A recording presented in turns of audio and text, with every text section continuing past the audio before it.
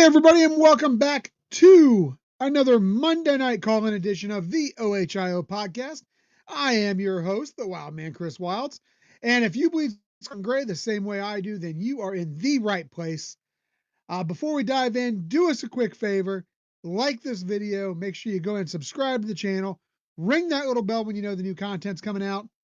You know what? It's free to do all that. Helps us out in a big way. And hey, while you're at it, whether you're on Facebook, X, YouTube, Rumble, Twitch, whatever you got, wherever we're at, man, make sure you're sharing this so that, we can grow and expand our OHIO podcast Pod Squad family. Want to take it a step further? Only $3.99, just become an official member. Helps support everything we do right here. Keeps us, in business, keeps the lights on. We are, of course, proud to be the official Ohio State podcast of Scarlet and Game and Fansided. Go check out scarletandgame.com, where you can find tons of great articles from some top-notch journalists such as our buddy Buckeye Boggs. Don't forget, we are also the official Buckeye podcast of the College Huddle. Go over to the College Huddle, where you can find 80 different podcasts spanning the entire college football universe. Guys, I see the chat is alive already, and before we get started, thank you all so much for your concern. My wife is doing much better. She did have a slight cardiac episode yesterday, but you know what? She is now home. She is feeling well. A little tired, but she is doing much, much better. So thank you all for your concern on that. I appreciate all the thoughts and prayers we had. So I can't say enough about how wonderful the listeners of the OHIO podcast are and how supportive you guys were. Thank you so much for that. Guys, so much to talk about today. We could come out and we could talk about Ohio State's wide receiver class that they've got coming in next season. We added Caden Dixon Wyatt to that. But you know what? I think we'd be a little remiss if we didn't start with what's on everybody's mind right now. Let's talk about, before we go to the phones, and I see they're lighting up fast already. We got 3 in queue, guys. I'll get to you as soon as possible. As long as the calls are coming, we're going to stay on the air. And guys, we're going to try to keep it to around 10 minutes or shorter tonight, just so we can get as many calls as possible in. But keep those calls coming. I see, like I said, 3 in queue already. We will get to you guys, all 3 of you here shortly. But as I was saying, let's get to what everybody's wanting to talk about tonight. And that would be maybe the latest twist from up north in Ann Arbor. Man, these guys, forget WWE, forget your daytime soaps. You want drama. You want function. You want controversy. You want chaos. Man, Michigan is the team for you.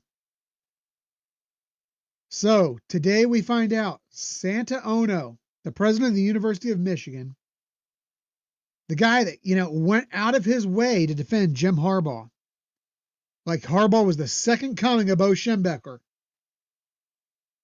has said, you know what?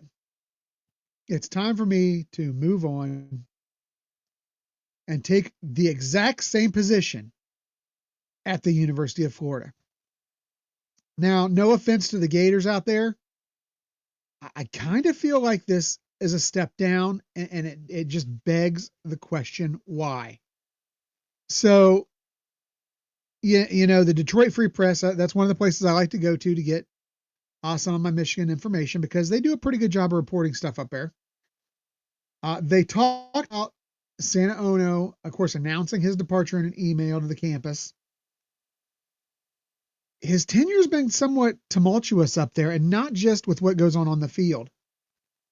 He's faced political pressure. They had a graduate employee strike up there, student protests, so while the Board of Regents is out there, just touting this guy's great achievements, including his fundraising efforts, his long-term campus plans, the fact is, let's call it what it is. This is just another case of a rat deserting the ship because it's sinking. Santa Ono is moving on because he knows what's coming. And as if you didn't already have to do enough damage control with duct tape and a prayer up there in Arbor, you've decided to give Sharon Moore a 2-game selective suspension in season, self-imposed. Like, this is going to take care of a cheating scandal that he was involved with, a cover-up he was involved with, the obstruction of an investigation which he was involved with. Guys, I'm here to tell you that that's BS. Anything less than 6-game suspension is ridiculous. And honestly, the guy deserves a full year at least, in my opinion. I mean, you had a guy out here who was crying tears of joy after beating Penn State and acting like the weight of the world is on his shoulders. You know what? The only thing that he was worried about was that laminated cheat sheet he was carrying on in his hands and getting those messages erased to try to hide what he had going on. And finally, the good news, and I saw some of the people showing up that hammer symbol in the chat. June 6th, June 7th, that range there. The NCAA Infractions Committee. They are finally, there it is, TG. That's right. Get them hammers out. They are finally meeting to discuss the cheating scandal with the scum. Guys, I don't know about you, and we're going to go to the phones here shortly, but I mean, I want your opinions, because to me, this is just a PR nightmare that continues to spiral out of control. I mean, absolute insanity up there in Ann Arbor that just keeps spiraling. And while you've got a program in Columbus that we can all be proud of, one that handles itself with discipline and honor and talent, and you've got a coach in Ryan Day who, as critical as I've been of him, is locked in right now. You've got just the opposite right up Route 23.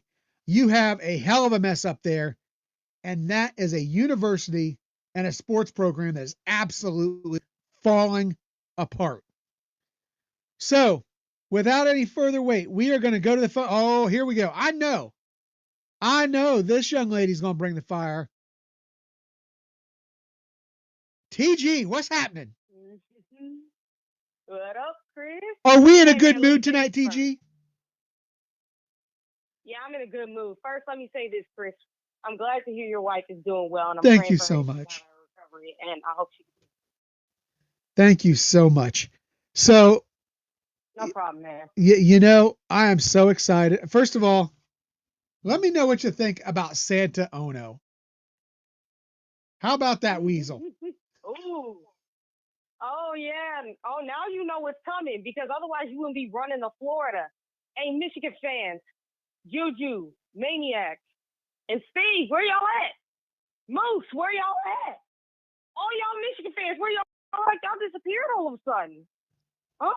It's like almost as if we all knew it was gonna happen. I kept telling them it's gonna happen. You knew it was gonna happen. Santa Ono, if you leave, and this isn't even just a Santa Ono thing. Look at what's been happening across this program. Everybody's left. Yeah. Because they all knew it was coming. The hammer was coming, and they fled out of there as fast as they could. Ooh, yeah, it started with me, and it just snowballed from there. Oh, we all knew it was coming. Let's be real. We all knew it. Oh, yeah. And not only that, but think about it like this, too. Because this is the other thing that people tend to forget. The 2 Central Michigan coaches, the quarterback coach who got fired and the head coach that retired. Retired, but I guarantee he had some encouragement to do so. Yeah, no, that's what I'm talking about. Why would he do that? Especially because did you know he has signed it? Because people thought it's because we're Central Michigan. Oh, he's older. He might be miserable.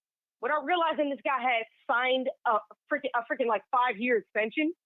And he had like millions of dollars on that extension. Yeah, he was still a fairly young guy. What was he? Like, wasn't he like 61, TG? He was like 61, right? Yeah.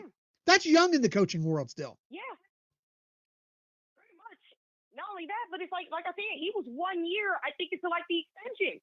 Yeah. He's going to go into his second year, and he retires, leaving all that money on the table. Why would he do that when he just signed an extension? Well, again, it's the rats deserting the sinking ship. Mm-hmm. It's just super funny. That's why I said it. When the hammer comes down, myself and Sean and everybody in Buckeye Nation is going to be popping champagne, celebrating, throwing 24-hour parties. Because that's going to be happening. TG, you've been saying it. Everybody. You've been saying it. I've been saying it. Sean's been saying it. Kirk's been saying it. Devin and Mello been saying it. Yep. Everybody been saying it. We all know it's coming. They've just been in the worst case of denial I have ever seen in my life. And I'm telling you, for them to think it's not coming is ridiculous. Now, speaking of ridiculous, let's talk Sharon Moore and that 2-game suspension. It's a joke. Yeah. Now, I think we can both agree the NCAA is going to laugh at that, right? Pretty much. I mean, hey, Nevada Buck literally just talked about it. He said it's actually only ticked off the NCAA person. Yeah. Like, really, it did. Because it's like, no, we see what you're doing. Like, and not only are you only doing it for, you're only giving him a 2-game suspension, but you're picking which 2 games he's doing it, which is after the Oklahoma game, the biggest game on their schedule. So not only did that further tick off the NCAA, like, and again, it's like the way they've handled this whole situation is like, you have done nothing but like just keep stepping on your toes. You keep screwing up every time and just making the NCAA want to hurt you even more. Like, y'all don't learn. Y'all don't. And it's only going to get worse from here. The NCAA, I bet my money, will give Sharon Moore a 1 or 2 year suspension. I will bet. Yeah. And TG, let's think about this for a second. I thought to myself, let's recap what the guy did. He wasn't just a passive bystander. He was complicit in the cheating scandal. He had the laminated sheets in his hand as well as everybody else. You're talking about a guy who covered it up by deleting text messages. If this was a criminal investigation, this guy'd be looking at prison time for what he did, obstructing investigation. And if you look at it on an NCAA basis, pretty much. The NCAA, this is the same type of thing that got Jim Tressel a 5-year suspension, covering it up and lying about it. Yep. Bruce Pearl had himself a barbecue, 3-year show cause. I mean, you've got to put this into perspective. He's going to get a 3-year show cause. I mean, you got. He is going to get a 3-year show cause. Oh, minimum. I mean, I just don't get. That's just at the minimum. I don't get the arrogance of these people, and just like you were saying, Nevada said, because I didn't get a chance to catch him tonight. Like you were saying, Nevada had said they're thumbing up this bogus two game that they select the 2 games, by the way, because they don't want him to miss the Oklahoma game. That is just a slap in the face and thumbing their nose up at the NCAA again. And by God, if the NCAA doesn't come out and put them in their place for this, I got to ask, is this the end of the NCAA? Oh, no, they will, because they know the whole world is watching this, and they know this is what Michigan did not understand. You think the NCAA is toothless? If you throw them the double bird, they're coming after you at that point. Yeah. I mean, did you not learn from USC? USC threw the NCAA the double bird, and look, their program ain't been the same since. Like, that's just what happened. You has not learned from USC. You definitely didn't learn from Ohio State's mistakes with the NCAA. Like, look, you have 2 programs. Your arch rival and USC, who both got in trouble with the NCAA. Even though Ohio State was more cooperative, there's a couple of mistakes that they made that kept us from going to compete for a national title in 2012, such as a bowl ban. You do that. You did not learn a thing. If anything, you did so much worse. You stuck your nose up at the NCAA. You gave them the double bird. The whole world is watching this, and now they're coming after you, and this is what's going to make them smash you, is they know the whole world is watching it. Not only that, But you have, as I mentioned before, Tony Petitti, the freaking Big Ten commissioner, he turned against you. Like, you have to think about it like that real quick. He turned against you. So think about what would happen if you got the commissioner turning against you. If anything, you now got him throwing the double bird at him, and for basically making him feel like he's lesser. Now he's telling the NCAA, hey, go after these guys. I don't care. Throw the book at them. And I'm going to reiterate for everybody. Tony Petitti is the same guy part of the Houston Astros scandal. He was the main person trying to throw the book at those guys back to the MLB. And that's who you throw the double bird to? Oh, man, you toast at that point. Yeah, this whole thing is so out of control. They doubled down on their stupidity is what they've done. And they're going to lose the house. I'm convinced of that. June 6th, June 7th, they can't get here fast enough. Oh, yeah, I said it too. When I saw it was on June 6th, I'm like, man, I'm finna be looking for information. And think about it like this. This isn't the end of like Michigan at all. If anything, this is still just the beginning because you got another one coming about the Matt Weiss scandal. Yeah. Which is even worse. Yeah. It's even worse. So like, you're not even done. That's what I've been saying. This thing is going to. There's no way this ends good for Michigan. Just no way. This is a total lack of institutional control. This is, by the time all these cases are adjudicated, it may not come on the cheating scandal, although it should. But by the time all these things are adjudicated, I'm telling you, I feel this is a program that's going to get the de facto death penalty. It may not call it that. They may just sanction them into the Middle Ages, I don't know. What else is on your mind tonight, TG? Yeah, man, I'm telling you. So what? All right. Oh, but I'm so sorry about that. That's okay. But yeah, no. What else is on my mind is when you kind of think about it with the whole Michigan situation too. There was something else that popped up. Oh yeah, the recruits. The recruits do not want to go to that school. If you listen to what recruits have said, Michigan has flat out, as they usually do, lied to them. Now recruits really don't want to go to Michigan. They're like, y'all enabled. They already didn't want to go because of the whole con-sign thing. But the fact that you enabled a pedophile and a pervert already told them, yeah, we're not going there. And then you lied to them about the whole NCAA stuff. And you covered it up. One go happen is happening. Yep, they're backing off now. Like, none of the recruits want anything to do with Michigan, and neither do their parents. And they shouldn't. Anybody with a soul should not want any part of that program.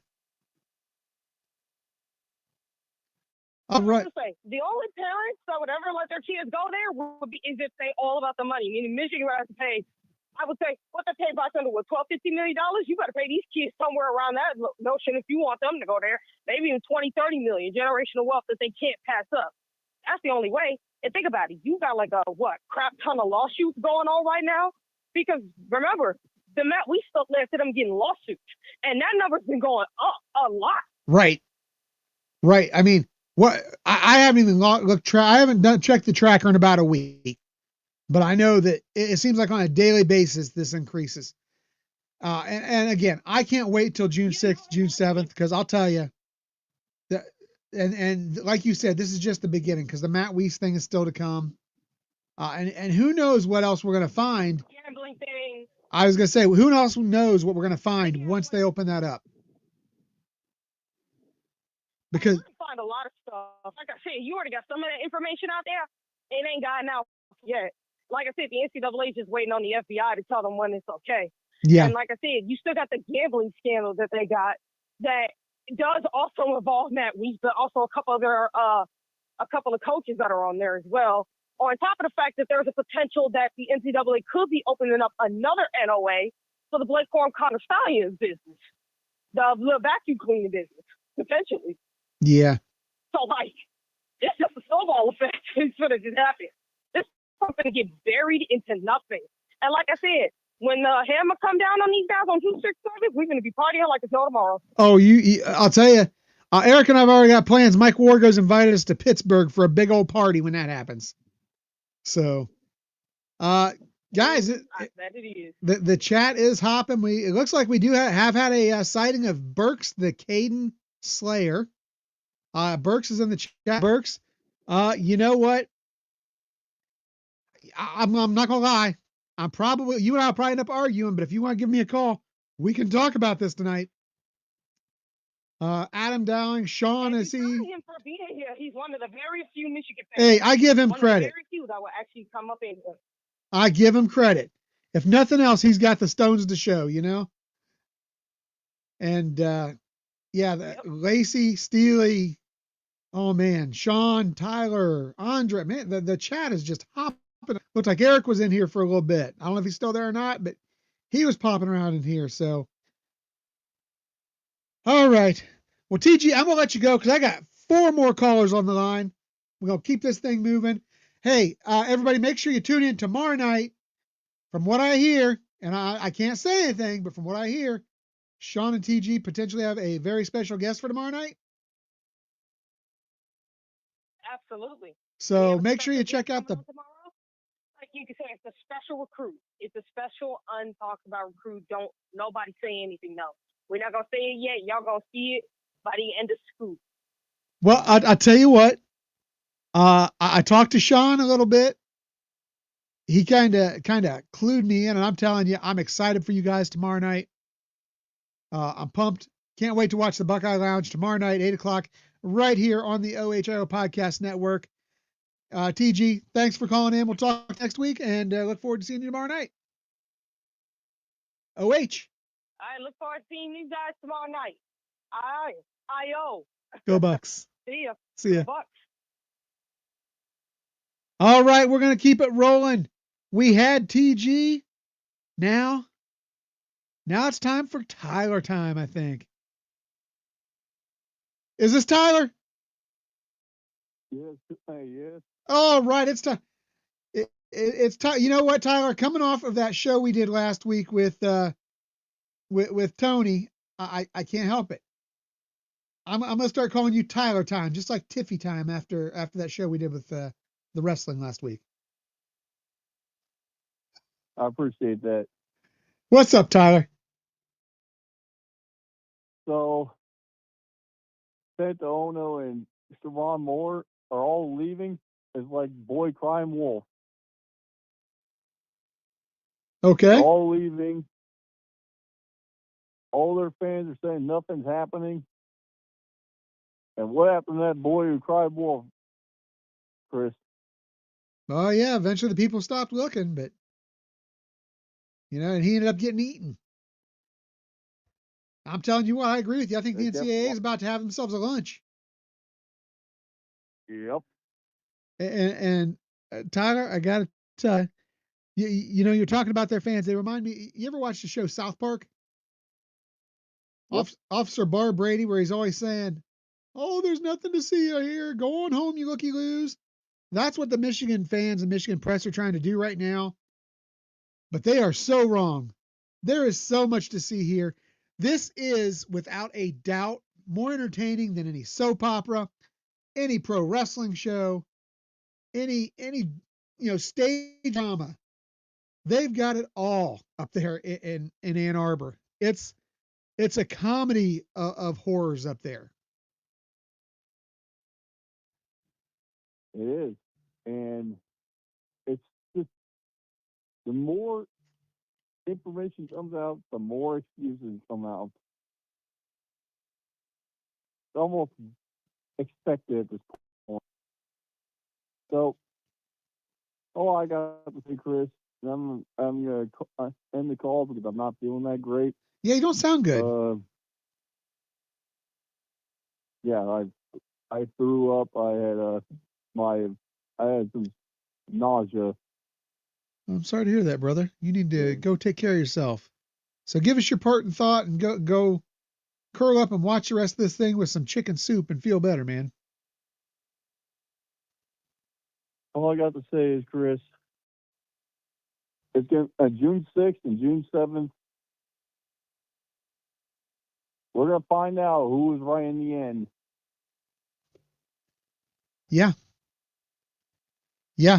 Eric has said this for a long time, guys. Come June 6th, June 7th, we're going to find out, is the NCAA going to be the governing body as we move forward? Because I'll tell you what, if they don't put their fingerprint on this one, then they are nothing more than a joke. And I'm going to tell you right now, if that's the case, I give it 5 years before the SEC and the Big Ten break off and make their own league.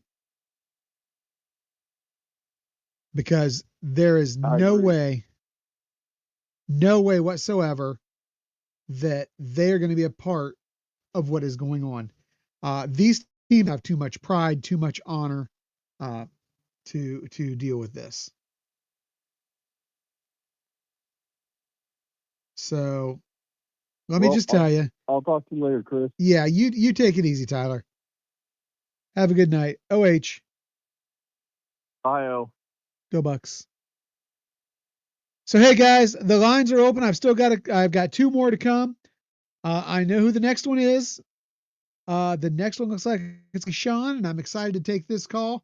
But guys, the lines are open. Give us a call. We're going to try to keep calls to around 10, 12 minutes at most, if at all possible, just so we can get as many callers on as possible. And as long as you're calling, we'll keep this thing going. Just want to touch on real quick the chat. Again, thanks to everybody in the chat. I see Eric in there, Dennis, Steely. We got some goofball here who has apparently come in to troll us, but you know what? Put your money where your mouth is. You know what? Go ahead. The lines are open. Give us a call, and we'll tell you just why Michigan is the disgrace of college athletics. So, feel free to put your money where your mouth is and call us on up. Guys, if you want to get in faster, throw a super chat our way. We definitely appreciate it. I'm don't know how many of you saw the video that Eric dropped this morning. But, all of our super chat money goes to one of 2 things: keeping the lights on here, or doing some amazing things in the community, paying it forward. Yesterday, and Eric dropped the video today, we did our little library dedication over at the church there in Delaware, over on the east side. And what a wonderful service. And guys, I found out that our own Buckeye Boggs is a bit of a musician. Did not know that, but our buddy Buckeye Boggs, he'll bust out that guitar every now and then. Got himself an okay singing voice as well.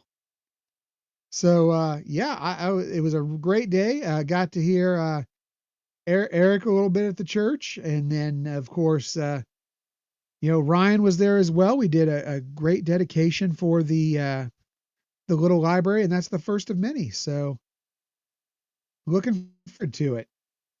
All right. I'm going to go ahead and bring on Sean next. Sean, my guy, what's happening? Wild. Hey, first of all, before I say anything else, man, I just want to say, so happy to hear your wife's doing better, and thank God she's okay. And I keep her in my prayers, brother, and you too, and your kids, man. We were thinking about you yesterday. Thank you so much, and thank you for filling in. Thank you for filling in. I really appreciate it. Yeah, it was. Anytime. Yeah, it was a scary moment, but I'll tell you what, she's doing a lot better now. So, good. She's doing a lot better. I'm doing a lot better. Hey, Lunatic Fringe is now in the chat as well. Buckeye P, you guys are in there as well.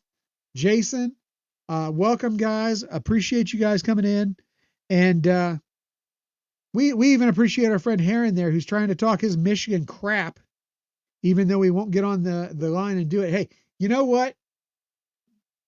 I say this: as much crap as I give Burks, at least Burks is man enough to call in and talk. We may not agree, but we can be respectful and part on good terms. So, Burks, I commend you for at least having the guts to call in. Sorry about that, Sean. So let's talk. Let's talk about the mess that is in Ann Arbor. No problem. So, hey, before one more thing I want to say, Chris. Yeah. I just want to say how wonderful a job that you and Eric do raising money for that awesome foundation. Man, what an awesome thing you guys did.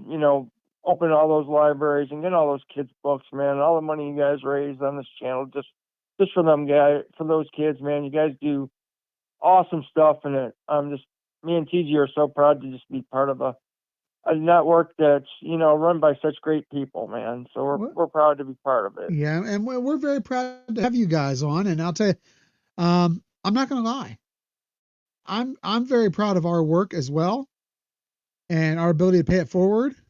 But you know what? I'm actually more proud of our supporters, of our listeners, Sure. because they are the ones who made this possible. Yes, Eric and I went out and rounded up some donations of books, but we could not do this. We could not have raised all that money without the report or without the supporters of this program. So the Buckeye community is strong, man. It is. The Buckeye community is strong. It is, and it's a beautiful thing. And you know why? And I said it before. I think a lot of it is, we are a strong community, but I think a lot of that comes down to the fact that unlike certain programs, we have a program based on honor, integrity, discipline. We have a code, as much crap as I've given them, we can be proud of. And, I'm sorry, I got to address this. No title, Heron, no title that you have to cheat to get is worth a damn. It's not. It's crap. It's toilet paper. Enjoy it while you've got it. Come June 7th, it goes back. That Michigan title is a joke, as is the team, as is the university. Maybe they ought to ask themselves, was it worth it? See, this is a perfect learning experience for all young kids out there. See what happens when you take shortcuts and you don't do things the right way. What happens? Yeah, you might get instant gratification, but you end up losing. It came back to bite you in the butt. Yeah. Chris, we should make a new shirt for the podcast. It should be those who cheat shall vacate championships. How about that? Put that in the back of an Ohio podcast shirt.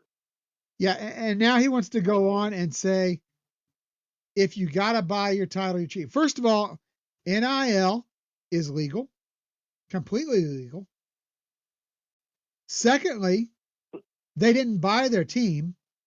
They paid these guys, to retain the team, guys that they had brought in and they had trained themselves. 90% of that money was spent on retention. Did they go out and get a few pickups? Absolutely. 100% they went out and got a few pickups. Perfectly above board. Perfectly legal. You know what? This is what drives me crazy, Chris, is they are so hypocritical because the year before, they spent so much money on their team to retain them. What do we do? Like you said, we retain our guys. Guess what? For any of those big mouth Michigan people, they sit there and say, "Oh, you wouldn't bought your team." Well, you know what? You guys spent $16 million on a team that couldn't even make a 12-team playoff. $16 million you spent. Guess what? Oregon, Texas, and Notre Dame all spent more than we did. What did we do in the playoff? We smacked them. Yeah. So you guys want to sit there and say we try to buy people? We had 3 starters on that team that won the national championship that weren't developed at Ohio State, that were transfers. Correct. You guys can't say that on your last championship team, can you? Well, first of all, let's brought in so much more transfers. Sean, let's put it into perspective. Their last legitimate outright title came in 1948. So none of us were even born the last time they won a legitimate title. So anyhow, let's talk about today, though, Sean. Let's talk about what do you want to start with? You want to talk about Santa Ono? Do you want to talk about the laugh of a self-imposition by the university for Sharon Moore? Do you want to talk about how excited you are for June 6th and 7th? What do you want to go with? Run with it. Well, first I want to say, hey, Michigan fans, Scoop had it first. Just remember that. When all you guys were saying, Fisher Price Hammer, the morons on the voice of college football, that joke of a program that my friend Mello calls the Bozo Brigade, which sticks right because their takes are all a bunch of bozos. They want to go on and always taunt people. Oh, the Fisher Price Hammer, Isaiah Hole, always joking around. The same guy who covered up a pedophile, covered up his sins, and wears a hat that says Christ is King, while you're sitting there hiding pedophiles up there up north, not breaking stories so more people can get hurt. And you freaking hypocrites. You know what? The pedophile thing has been going on for years up there, it seems. The pervert, or at least the perversion thing has been going on for years up there. Yeah. You know, they're a morally bankrupt program as much as anything. It's sad. It's really sad. What cracks me up is the fan base sticks up for it. And what's gonna be funny is after the NCAA smacks them, it's gonna be your arrogance that did you guys all in. Rubbing it into the NCAA, taking Connor Stallions to the national championship game, getting your pictures taken with them, making a cheater, a morally bankrupt cheater, your hero, a legend up there. Guess what? It's going to come back and bite you right in the butt. And I'm going to sit here and laugh about it. We're all going to laugh. You get smacked in the next century before your guys are irrelevant again.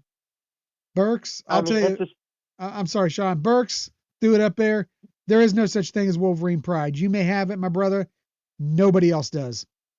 Everybody else in Michigan's a bunch of pathetic losers, just like the team. I tell you what, Chris, I'm glad they did that self-imposed 3 games, because you know what? All that did was them being arrogant and thinking they could just do that. It was an insult, a slap to the face in NCAA. So it's just another thing that kicked out the NCAA. So that's going to come back to bite them too. Oh, we can't suspend him for the Oklahoma game because he's an alum there. He played there, so we want to let him coach that game. They're just go pick and choose what games you're going to suspend him for. They're laughing their butt off at you guys. Try a whole year, probably. I mean, people forget he's a repeat offender. This isn't, your first offense there. You're a repeat offender, so you're going to get smacked really hard. And, all these other coaches that were getting show causes that were gone, I see all these Michigan people just laughing about it. Oh, why? That's pointless. Look at the NCAA. There's nothing they can do. It's called building a case. Exactly. Showing, they were showing a pattern. They were building a case against you guys and showing a pattern. So the people are still left there are going to get smacked even harder, and your freaking pro is going to get nailed to the dark ages. What they're doing, Sean, and you're exactly right. They are building a case, because ultimately what these guys are going to get hit with is lack of institutional control. That's where they're going to hammer them. Exactly. Oh, they're going to destroy them on it. Yeah. And, they kept saying, well, it's a nothing burger. Well, if it was a nothing burger, this case would have been settled by now, and it would have been over with. And what's funny is if Harbaugh would have just, in the first place with that recruiting violation, if they would have just said, we screwed up, we're sorry, they would have just got probation. But to sit there and lie and double down on your lie, then sit there and insult the NCAA, say, I don't even know this recruit, never met him in my life, don't know who he is. I mean, you're lying through your teeth, Harbaugh. I mean, not only is he a cheater, he's a freaking liar and just a scumbag. Yeah. Yeah. And this is the thing. Sean, if you look, they have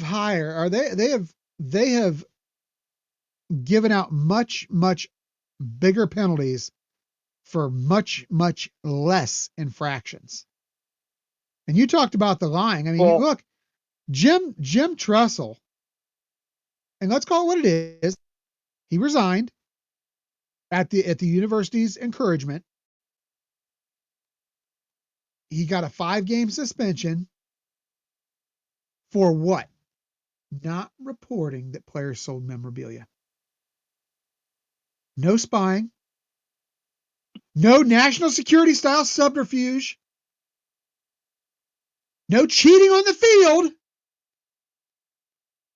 He got that. And, let's remind everybody that was their own personal.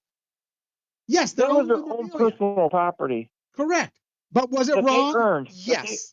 It was wrong though, Sean. I'm not going to defend it. Because I'll tell you what, I've been a staunch person. I have been somebody who always has been this way. I am cut and dry, black and white. If you broke the rules when it was the rules, you pay the penalty. Yeah. No, do I think it was a stupid rule? Yes, but I agree. You're right. It was a rule, and he broke it. It's their own personal property, and that was a stupid rule. But you know what? You guys broke it. They should have been punished for it. And they were. You're right. I mean, and they were. It cost them It cost us a national championship. It did. It did. It really did.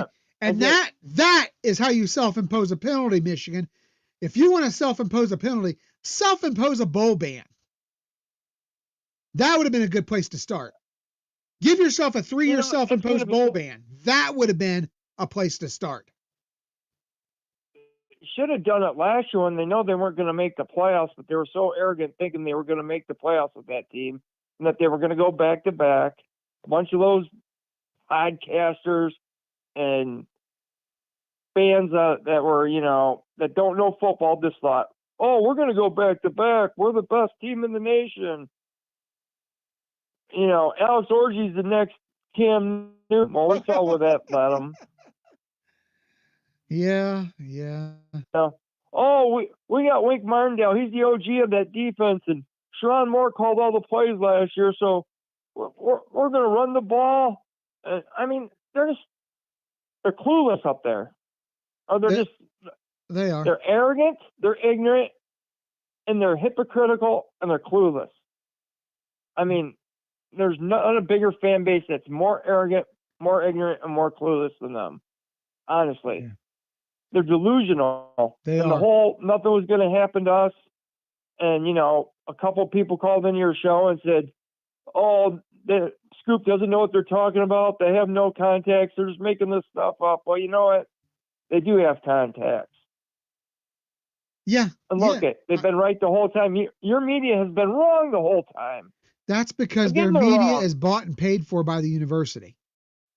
Exactly. They aren't media, Dan they're Webb's commentators. Dan Webb's house is owned by the University of Michigan. Him and his wife live in it. His wife works for the university, and he works for the media. And what happened the one time he wrote a bad piece about Michigan? What happened? They took money away from his wife. Yep. I mean, come on.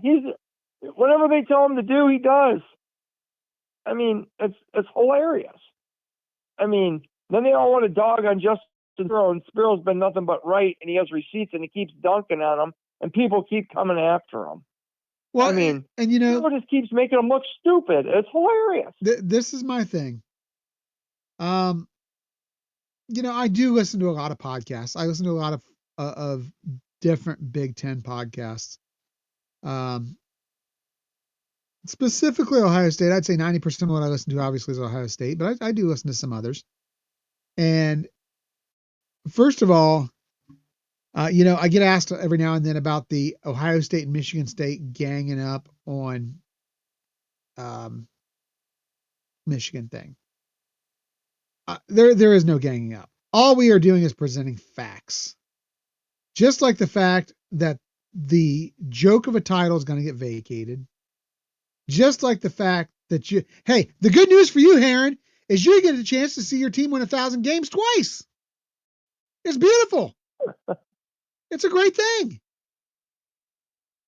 Because they're going to get 3 years worth of vacated victories because Connor Stallions and his little spy ring. Oh, Chris, you also got to wonder, if they would have been smart, they would have done a bowl ban last year. They would have done one this year, self-imposed. And Bryce Underwood's not getting them to a national championship this year. You might as well just have taken your lick this year and taken it this year. But, with we didn't do nothing wrong, feeding into their crazy fan base, they knew if they would have done it, they would have had a meltdown up there. Yeah. And Ohio would have been flooded with Wolverine tears, which is probably going to happen next month. I think the governor of Ohio is going to start building a dam on the border of Michigan and Ohio so we don't get flooded with Wolverine tears. So, Yeah. Everybody go out there and buy some. If you can't swim, if you're close to the border, get a life jacket because it's going to be a flood coming. Yeah, Heron's delusional yet again, but you know what? All right, Sean, I got a couple more callers in queue. I got to go, buddy. All right, brother. Guys, make sure to check out Sean and TG tomorrow night on the Buckeye Lounge when they have a very special guest, hopefully coming on with them tomorrow evening. That's 8 o'clock right here on the OHIO Podcast Network. Sean, take it easy, my brother. I'll talk to you later. OH. You too. IO. Go Bucks. All right, guys, we got the 931 up on the line next. Not 100% sure of who we got here, but we're about to find out. How's it going tonight? You know what? I'm walking on sunshine, brother, because we won a natty. And Yes, we didn't we have did. to cheat. Yes, we didn't have to. We didn't play the easiest schedule in NCAA history. Preach it, brother. Preach it. Come on. Keep going. And we didn't cheat to do it. That's right. That's right. We didn't need Connor and his magic clipboard. We paid for a natty. I believe there were 3 other schools that paid more for that natty, and I believe we beat all 3 of them in the playoffs. That's right. As a matter of fact, I think we beat their heads in. We laid it We the smacketh beat down. their heads in twice. Yes. Yes. And Absolutely. We'll see what happens this year there in Ann Arbor. You know what? When Maybe we Ryan won't. Day is back, baby.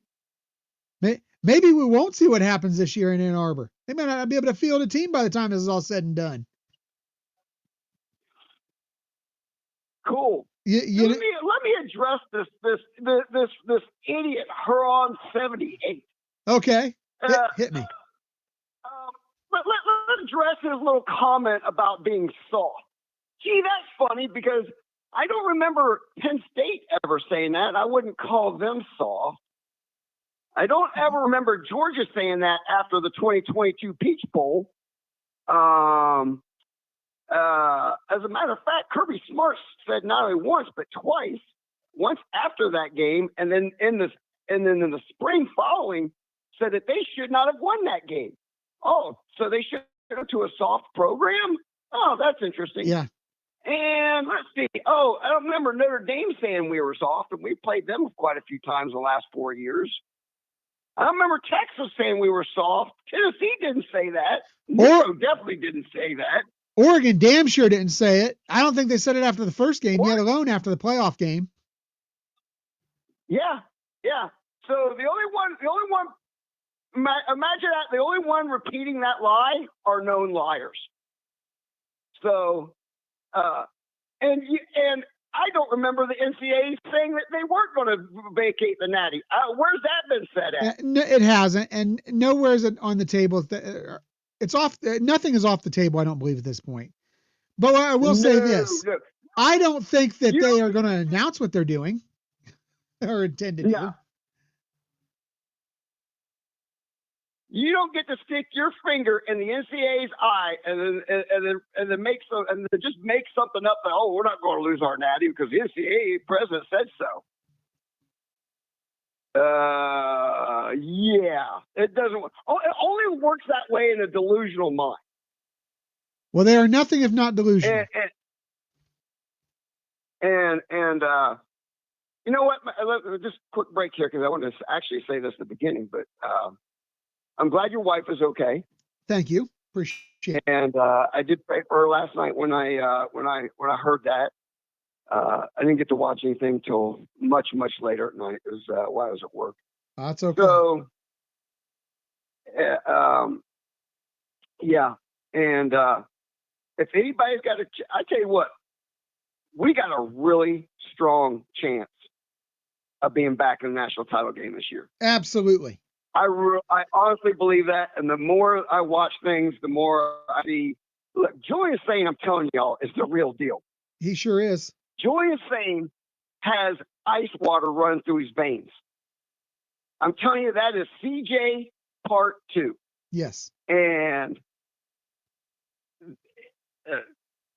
you can kind of like, oh, I don't know about that. Look, the running back room, I know it's hard to believe because trust me, nobody loved Travion more than I did.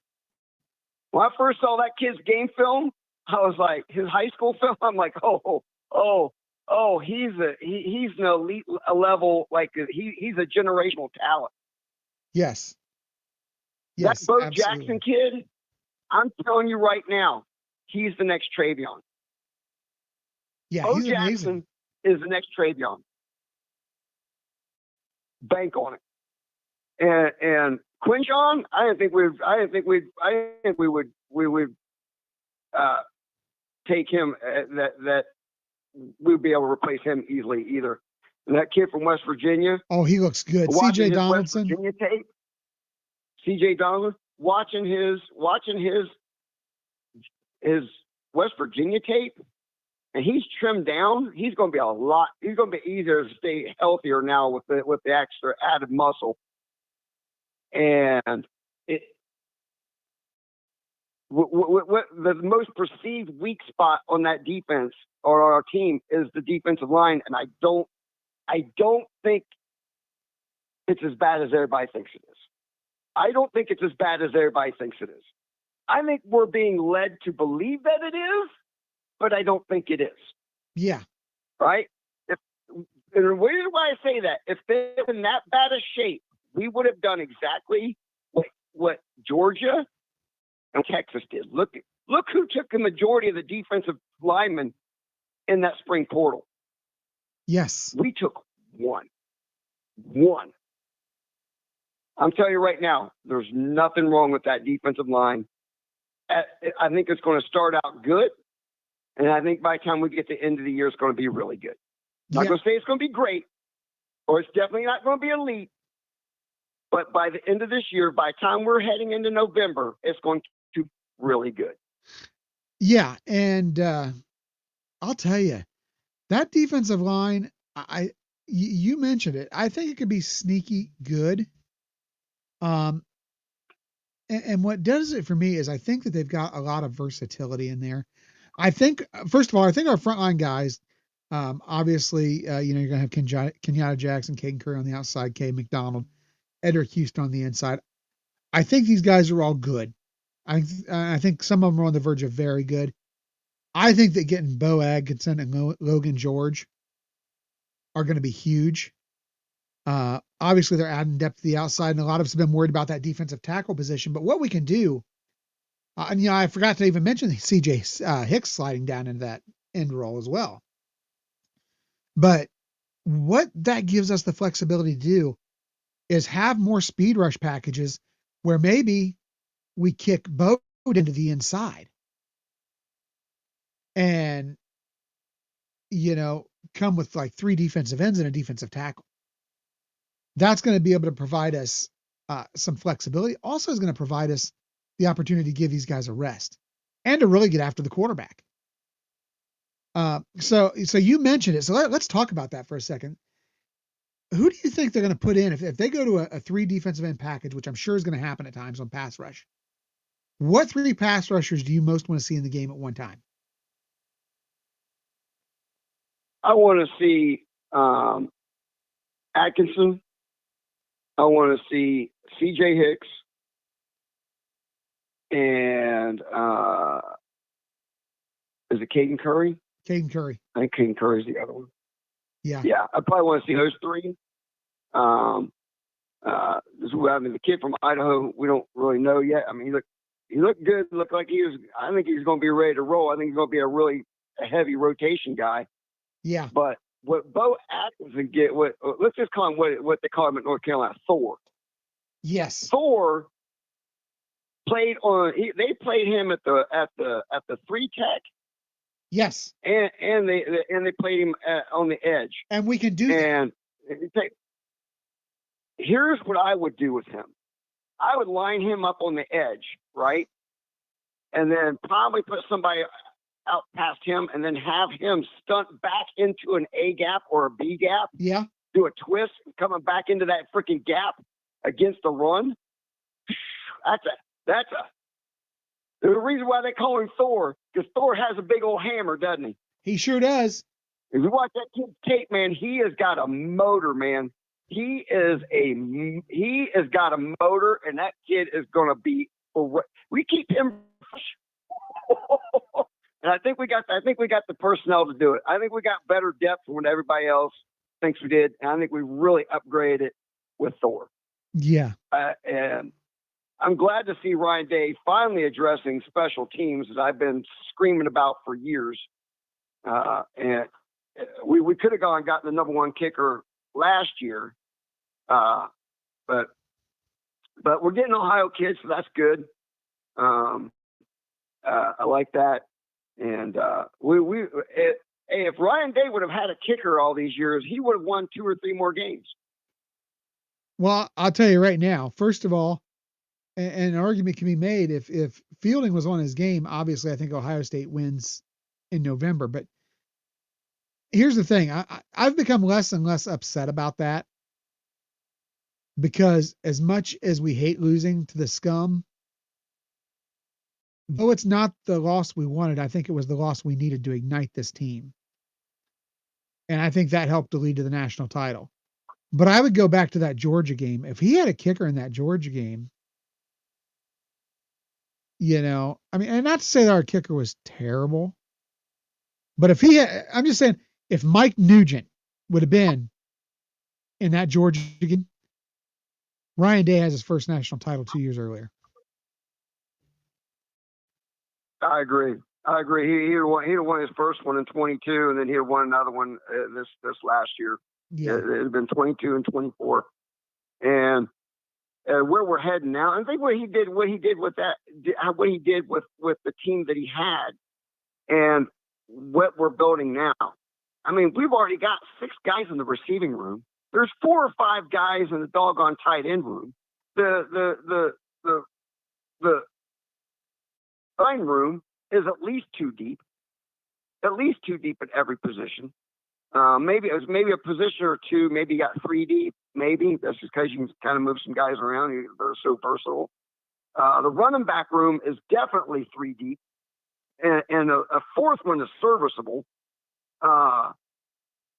Quarterback room, I see 3 legit quarterbacks there, man. I like Lincoln. I think Lincoln's good. I thought he looked good, and I thought he looked really good. He had 2 touchdown passes. Yeah. Here's the thing.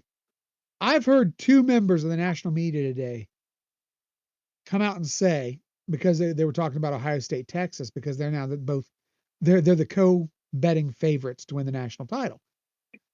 They play in the first game, obviously. I've heard both these guys say that why people are giving the edge to Texas because of Arch Manning. 2 different times I've heard people say, but I think Julian Sayin is the better quarterback. And I agree. I think he is. I think he's the better quarterback. I think people are enamored by the Manning name. And don't get me wrong, I'm not slamming Manning by any reason. I think he's a good quarterback. But I think that Julian Sayin is a potential number 1 draft pick waiting to happen. I concur 100% with everything you just said. And I've said on this show many a times, I don't think Arch Manning is as good as everybody thinks he is. Show me the proof. Where is your proof that Arch Manning is that good? Where? You're going off of a name. I've watched him throw the ball. I'm sorry. That's not a good look. You know who that throwing motion reminds me of? Who's that? It reminds me of a quarterback that we had at Ohio State, who wasn't that thrilling of a thrower either, and we end up getting twisted up over him back there in 2011. Terrell? Arch Manning's throwing motion is you watch him throw the ball, man. It is naughty and it's struggling to get there. Look at the 2 games that he played in where he was the starting quarterback. They barely beat bad competition. They barely beat a couple of freaking basically FCS schools. And his arm, I'm telling you right now, if the Texas gets behind, we do to them what we did to them in the playoffs, which I think we will. will do the exact same thing to him again. They get behind. They're not going to be able. They're going to have him throw the ball. Yes. And he's going to get exposed. And that's when we can let those rush packages just go at him. Now, here's the thing I will say. He is an athlete. He can move the pocket and he can get out of the pocket and run. So that's the only thing that worries me about being too aggressive in the rush, is that if you have your guys in the right position and he steps up and takes off, it could be a problem. But at the same time, I love our linebackers. So I'm very confident that this Ohio State team beats Texas. I'm not confident enough to put a point spread on it yet, but I'm confident enough to say I think Ohio State beats Texas. Would not surprise me if it was a 10-point game. Honestly, I wouldn't be surprised if it's a 3-point game, a 10-point game, or a 21-point game. Yeah, I could see any of those scenarios. Yeah, I could see them get their face mask kicked off, and I could see it coming down to a field goal. Yeah, everybody wants to talk about Texas because of Arch Manning, but let's take a look at the roster, man. Take a serious look at the roster. They lost a lot. Ohio State lost a lot, but so did Texas. Texas lost a whole lot. Texas and Georgia both lost a lot of dudes. Yeah. They lost a lot of production. And Texas lost it on both sides of the ball. Now, yes, I think Texas is going to be better at replacing that than Georgia, because Georgia's backfield and receivers and quarterback is it's a dumpster fire. And I'm not sure exactly how deep Texas really is, especially on that D line. That kind of interesting that they took so many dudes. Yeah. Yeah. So we know who Hero Kanu is. He's a good player, but he's not a starter. He'll be a rotation guy at Texas too. He is a good, I think you said it right. He's a good player. He's not a great player. If he was a great player, he would have spent more time on the field at Ohio State. Yep. But yeah, if he'd have been great, we would have seen him, his name tag a whole lot more than what we did. And yeah, I agree. I think he regrets leaving Ohio State to go to Texas. I can tell you that right now. Absolutely. Hey, I got to tell you what, I got to run. I've got several callers in queue, and we are already over the 17-minute mark, so I got to move on to my next caller. But I appreciate the call, my man. Go Bucks. All right, next caller is not one I've got on my list. Let's see who we got. Hi, who we got on the line? What's up, man? This is my work phone. My other phone died, but man, crazy. Why is it you are the only guy from that team up north with the Stones to call in here? Listen, man. All right, I want to take a break. I literally want to take a break on these channels, but dude, all this news, man, like this show, it just keeps pouring out, and all this. It's crazy, man. But no, before we start, right? Because yes. I want to talk about Santa Ono. Okay. How do you feel about the number one toxic fan base that you guys have? If you saw, I don't know if you saw it, but you guys got like a 10 out of 10 score. How do you feel about that? I couldn't care less. Oh, you can't care less. All right, that's fine, man. I was just wondering. I couldn't care less because I know how great our fans are. I saw firsthand a sign of how great our fans are yesterday when we were donating a little library out on the east side of Delaware, Ohio. I saw how great our fans were when, and I'm sure you wouldn't have known this, but my wife had a cardiac incident last night, and I was getting. Oh, man, so sorry. It's okay, bro. she's doing great now, but our fans poured out the support for her, not only on here, but those that have my phone number were calling me, messaging me. I truly, I don't know who did this report, but I'll tell you what, I don't give them a lick of credence. So yeah, I really don't care. Hey, fair, man. Hey, that's fair. So, Yeah, let me talk about the Santa Ono, all Let's right? talk And you can about disagree Santa. with me. Go ahead. All right, cool. So, listen, man, you need to understand, dude. Santa Ono. Okay, so let me tell you something that's crazy about this, but Santa Ono, man, he actually did a lot for Michigan, believe it or not. He kept our NIL, all this stuff. But you need to understand, you cannot make an assumption that every single like stuff of why he left Michigan being scandal. It did play a role. Don't get me wrong. Okay, the scandal played a huge role on him leaving to Florida. But you need to understand something. Go read on the Detroit Press, man. Go read I on the did. Detroit Press. I saw all the, Okay. obviously, and I All mentioned right. that early in the Florida. show, Burks. I don't know if you were here early on. Okay. Earlier in the show, I actually Okay. read the parts of the article from the Detroit Free Press. That's where Okay. I get a Yeah. lot of my news Yeah. about Michigan from the Detroit Free Press, because I do find a lot of their reporting to be credible. Oh wow. Okay. Wow. I'm surprised, man. Like Michigan, man. Like Detroit Press, man. You would think like I feel like most people would be like, oh, it's Michigan, man.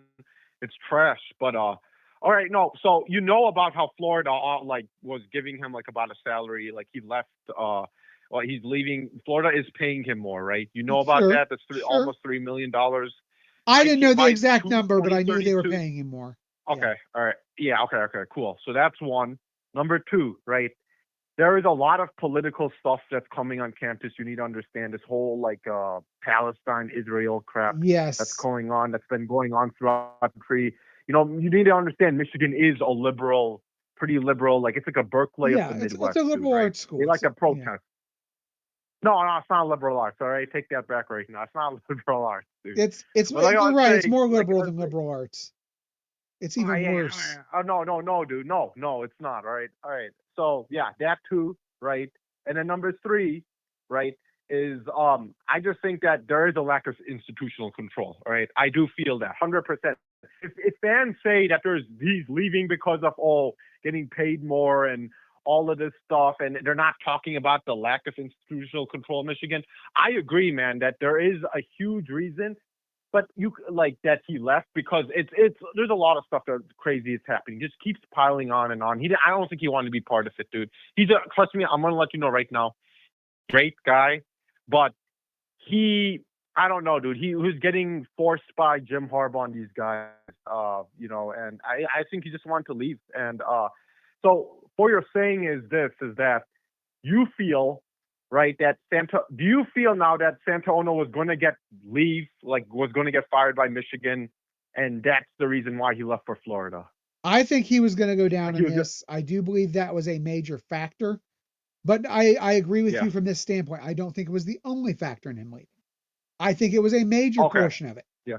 But I would agree that obviously right. the political stuff going on campus, the student rallies, the students were very split on how they felt about Santa Ono. If you read about it, the students, some of them were very supportive of him, some of them were not. I think that the lack of institutional control put him in a very bad spot. Let's face it, the job of a university president is not necessarily to manage the sports program, but it's to manage the people who manage the sports program. Mm-hmm.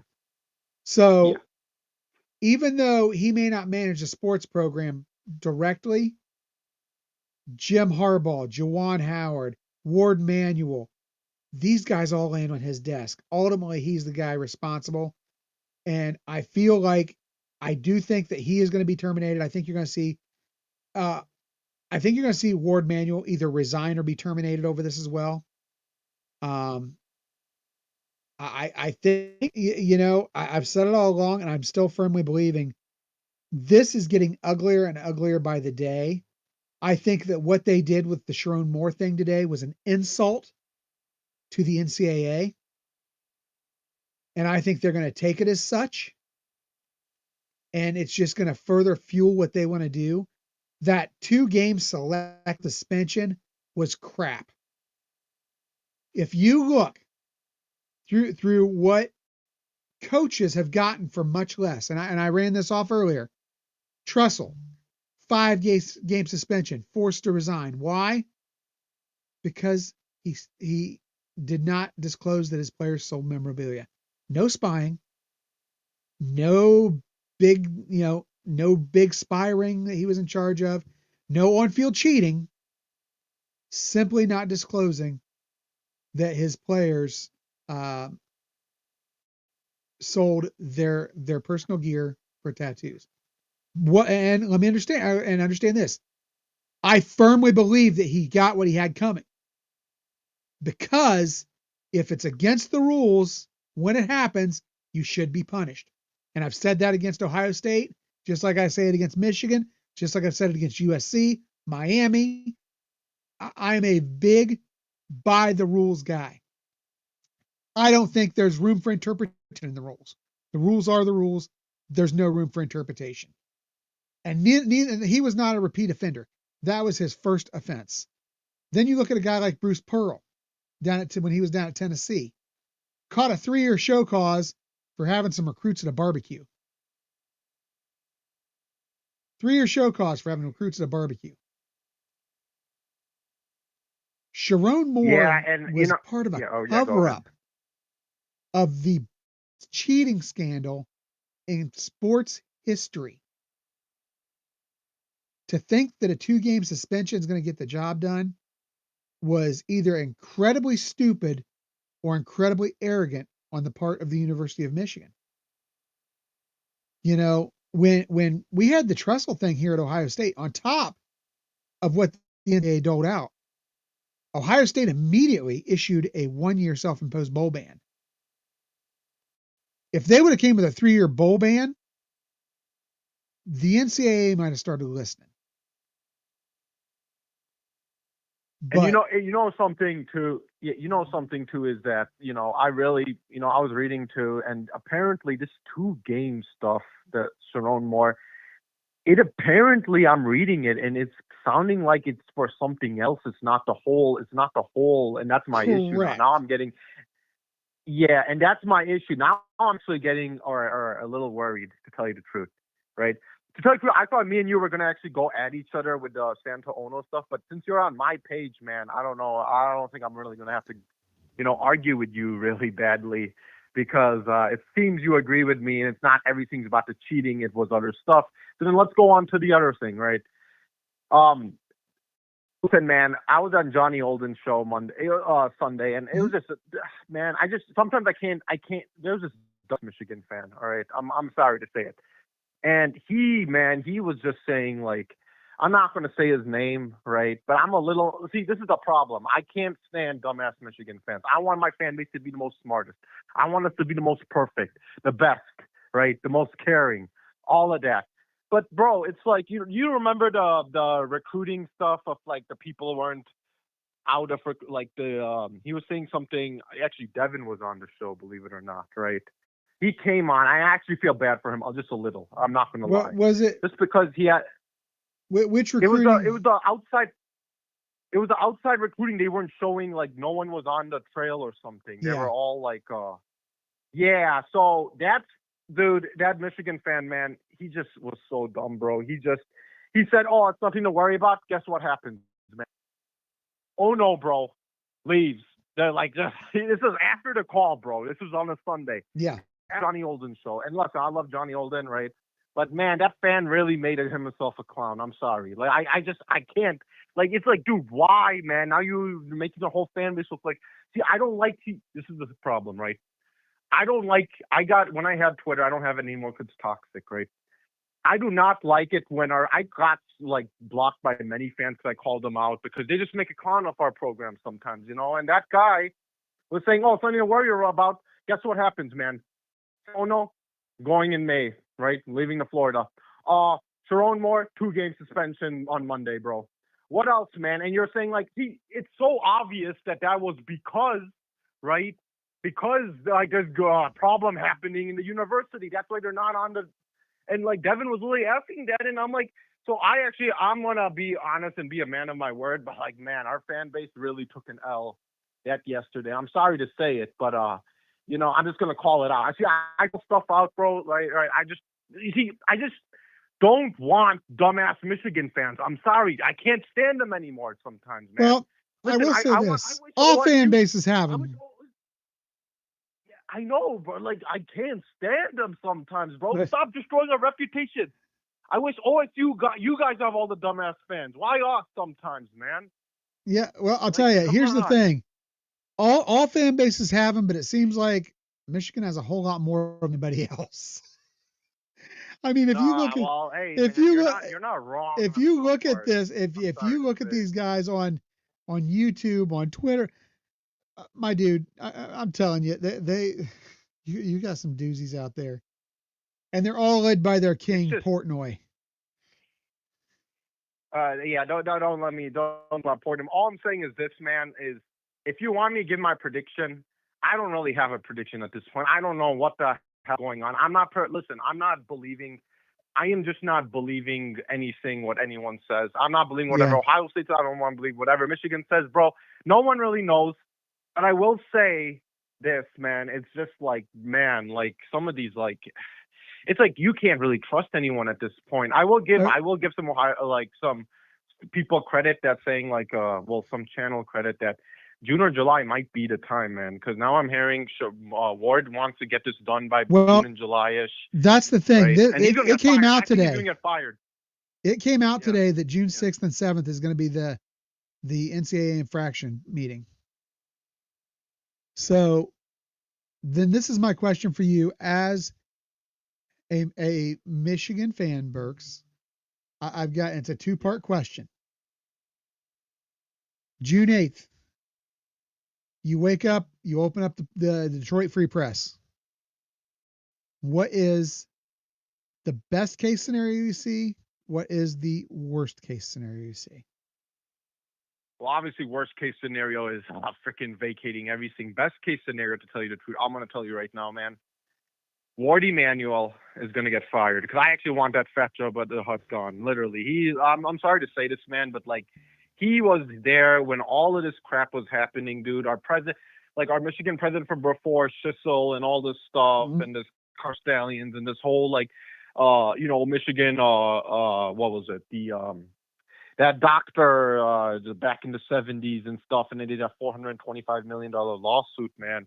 And the Matt Weiss stuff, all like at the end of the day, man, you were there, right? So I want you gone, and I think the best case scenario is him gone, scholarship losses. Sterone Moore is gonna get like more games. I think at first I thought it was only gonna be 2 games. I think he had more games. I feel, like 2. I think like maybe like during the season he could get more. I feel like lie, 6 to still 8 not is over. probably a realistic number. That's what I'm starting to feel like, man. But I don't know, dude. To tell you the truth, this debate with me and you, I thought it was gonna go like crazy, but since you're actually agreeing with me and with what the Santo Ono stuff, I'm just gonna say what I'm gonna say and call stuff out. That's because we really can agree. We can agree. Yeah. Burks, because you seem to have a logical opinion. So Steely has reached out the olive branch. Burks, leave the dark side, come become a Jedi. You know what? Leave all that mess behind you. Hold up. How are you guys Jedis? You guys have red. Red is your color. You guys are like Sith Lords, man. Come on. You guys are for the dark side. How can you be the Jedi? Tell me right now when you have the color red. Red lightsabers. That's why I hate the color red, man, because of Star Wars. Darth Vader and all these guys had red lightsabers. Come on, dude. I'm a big Star Wars fan, not nearly what my son is. He could explain to you all about the what are they called? The Kyber crystals there. Give the sabers their color. I don't know that much about them. But I'll tell you what. All I can tell you is this: red is the color of champions. So come on over and join us. No, dude, I can't. I'm sorry, man. Wolverine is my superhero, man. I try to be like him. I try to work out every day. Try to be muscular like him. Try to, his colors, his uniforms. I love blue and gold, man. Like he's the guy, man. He's what made me a Wolverine fan. So there's just a mascot, man. If the mascot was not the Wolverine, I don't know what fan I would be, to tell you the truth. No. So Burks, I've been asked by Eric to make sure to mention, because I did not notice this earlier when I watched the video. But just want to say thank you for the kind words that you put on the 2nd and 7 video today. That was a project very near and dear to me and Eric's hearts, and one we're starting up again soon, because we are not done with our work with 2nd and 7 to promote the youth literacy. that's something very big to us. So, all right, Burks. Well, I'll tell you what, I got another caller in queue, and I'm going to let you go for the night. Feel free to call back anytime, brother. I'll talk to you later. Yeah, man. Take care, bro. OH. OH, let me hear it. 1310. OH. Have a good night, Burks. Oh, man. 13. They love that 13-10, man. They love that 13-10. They are so up on that. You know what? I don't care. At this point, I don't care. I look at it as a catalyst. It was the catalyst that led to a national title. And Burks, as far as 13-10 goes, I've got a friend here in the chat who's got something to say. So there you go, pal. All right. We have one caller still in queue. If anybody wants to get in queue, feel free. Now is the time. If not, we'll wrap it up after this caller. Our next caller is the living legend himself. Ray, how are things going? Hey, how you doing, partner? Oh man, I'll tell you, I'm feeling good. I'm feeling Chris, alive. I heard you had some bad luck yesterday. Well, Your I'll tell wife had you, this is the funny thing. Did she have Ray. a heart attack? Did she have a heart attack? We thought she did. It was a cardiac episode, but it was not a heart attack. It was a coronary artery spasm, is what they called it. So, oh my goodness, it was a scary said, moment, but she's doing fine now. She's home. She's resting. So she's just taking a couple I days said off. hi and I'm praying for her. I sure will. Tell her I said hi and I'm praying for her. Okay. I sure will, buddy. And let me tell you, here's the best one. And Eric hasn't even got to hear this. Let me tell you the way my day went yesterday, because it was. You want to talk about a roller coaster ride, Ray? We went down. I got to see. I went to Eric's church. Wonderful service. Got to catch the end of Eric's Sunday school lesson. He did a great job. Didn't know our boy could get up there and play the guitar, sing. I mean, Eric is a man of many talents. He was really good, as was his wife Sarah, who was a phenomenal singer, by the way. But got to go there. We did the dedication. So wonderful, such a wonderful congregation, and all the people that showed up there, can't say enough. Ryan Miller was there with his family. Wonderful family, wonderful guy, Ryan. So happy to be involved with him in Second Seven. But got the dedication done. Had a wonderful lunch in Delaware, Ohio, at this wonderful restaurant with got Eric, his family, as well as our friend Carl, and Eric's parents were there. Just a great day starting out. Come home. I stop into my store, just going to check things out. I got a guy coming in to pick up a few things.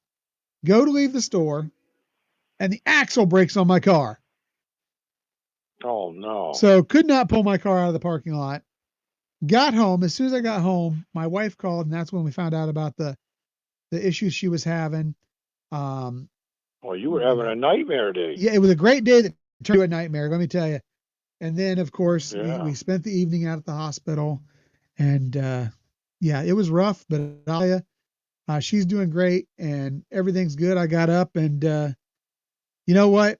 It was a good day because I was blessed enough to get up, got to go to my job, got to see my kids this morning. My wife is doing better. So no matter what's going wrong, I can always say that, hey, as bad as yesterday was in the evening, today's a new day and it's a good day. So, and hey, with everything going on with you and your wife, you know about Jesus, right? Oh yes, sir. Yeah. Okay. Well, I went through a lot of rough times in the last 3 or 4 months too. I don't want to put the violin out, but it's been rough for me the last 3 or 4 months too, in a lot of areas. So I'll pray for your family. You pray for me, buddy. Sure will. And I'll tell you what. Let's go on to the bullies, okay? Let's talk about them. The bullies. The bullies up north. Oh, they're going to give out a 2-game suspension. It can't be Oklahoma, though, because Sharon played at Oklahoma. Game. That's going to be well, Sharon played at Oklahoma. We don't want him to miss that. Are you kidding me? That guy deserves at least a 1-year suspension. I think a 6 to 8 would be reasonable. He deserves at least a year. what happened to our president of the great University of Michigan now? How come he's leaving? Well, so here's the thing. Oh no, I think it was in large part, as I was just telling Burks on the last call, I think in large part it was due to the scandals that are going on. Obviously, get out while the getting's good. He got offered more money to go to Florida. And I mean, that's the only reason I could see that, because it's really less a prestigious university. No offense to the Gators, but if you look at them academically, Florida is less prestigious than UM. You know how many times that president backed up Jim Harbaugh? That's the and thing. All the other crappy. He stuck his foot in his mouth, you know. I can't believe the Board of Regents. I know they ran me out of Michigan Stadium because I talked about God, but you'd think there would be enough people. They used to have a guy named Fritz Streifer. He had some integrity. I don't know what the hell happened. They must have all resigned or retired or whatever, because they used to have a little bit of integrity, I thought. But to me, they don't have any integrity left. Yeah, I'll tell you, it's a joke. It's sad. It's what I said. This is watching this unfold is like it's the WWF, a daytime soap opera, and a stage drama all rolled into one, a giant comedy of errors. Yeah. It's disgusting is really what it is to watch. This is a once. Yeah, I know. What's up with this June 5th to June 8th? June 6th and 7th. The NCAA is infractions board is meeting to discuss the Connor Stallions case. Oh, okay. So this is when the hammer could fall. This is the likely time. Is that when Michigan goes in there to argue their point, or what? That's where Michigan's going to go in front of the board, or the infractions board, and we see what happens. How many days will that take to get that resolved before the end of June to get a ruling? I don't know. Given the full scope of what they've got to deal with, I don't know. But I would imagine that a ruling is going to come sometime midsummer. I would think in sometime mid-June to mid-July, you're going to hear a ruling come out. Well, can that quarterback bail out if they suspend him? Like, let's say they give him 3 years bowl ban and scholarship cuts and vacate all them wins that they won by their cheating and lose their national championship. Can they bail out or what? Now, this is what I would say. It would take a special action by the NCAA, but they could, I think, conceivably open a portal window for guys who want to go in the event that something happens relative to the team currently. I think it was just a matter of vacated wins, the loss of the Natty, show causes. I would say no, they probably won't do anything for them. If it's something where they are receiving bowl bans, if they're getting reductions in scholarships, if they're somehow messing with their NIL money, and I don't know what they could do there. But that's really what you'd have to do to get a reduction in scholarships at this point. Have you heard anything new on the Weiss deal about how they conveniently, I don't know, won 21 out of 23 games or something like that? People were saying the point spread. Have they said anything about the gambling yet? I have not heard anything come out about the gambling yet. My guess is that is going to be part of a federal case. I think that is going to be something federal, much like the computer hacking is. I don't see that being something that is immediately handled by the NCAA. I do think it comes back to the purview of the NCAA after that case is dealt with legally. But obviously the FBI is not going to give out legal information at this time that they're going to use to develop a case, a criminal case. Because, and I firmly agree with this, anything that involves a criminal case definitely needs to take precedence over what is going on as it pertains to the sports. You know, I watch the NFL too, Mm-hmm. and I get tired of them putting Jim Harbaugh on a pedestal like he's a great, great coach, which he is, and he's nothing but a liar and a cheater. Roger Goodell, when this is all over with, if he has any courage or guts, he would suspend Harbaugh for at least a year or two, or even kick him out of the NFL. I don't think he'll do it, but I think that's what should happen. Well, yeah, and if you look back at it, Tressel had to serve a suspension when he went to the NFL for what happened in Right, college. right. So, But do you think I I don't heard think they Roger will. Goodell don't want to do it because they're in they like LA Rams, right? Well, they like any of their big market teams. If this was something Right. happening with, the Cleveland Browns or the Arizona Cardinals or anything like that, I don't think you hear as much argument about doing something, about them doing something about it. But I think two things are gonna affect them doing anything. The first one being, like you said, it's a big market team. They like their LA teams. They like their New York teams. Yeah. And the other thing is, it's going to be so far removed from when he entered the league that I think that they'll feel like it's just excessive to do it at that time. But they had to investigate it. I mean, what's that got to do with it? Well, it takes 2 years on all this stuff. Any court case takes 2 years. And I agree with you, but I think they're just going to say, well, he's been in the league for this many years, so I don't see them doing anything about it. Sadly, I think they should, but they won't. Can we talk about the NFL draft for a minute? Sure.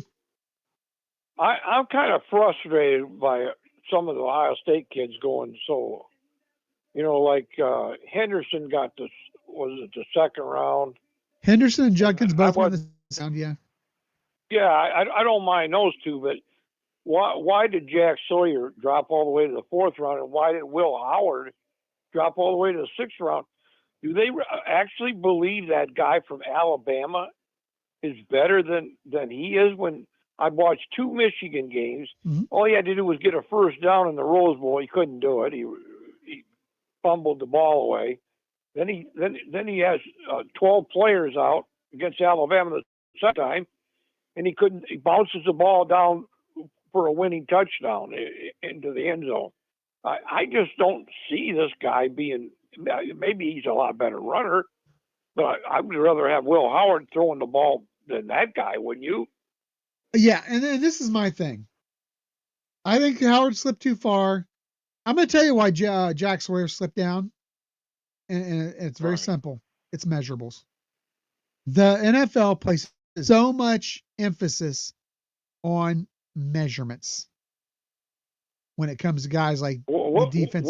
Where does he fail? He doesn't have as big a wingspan as what they like.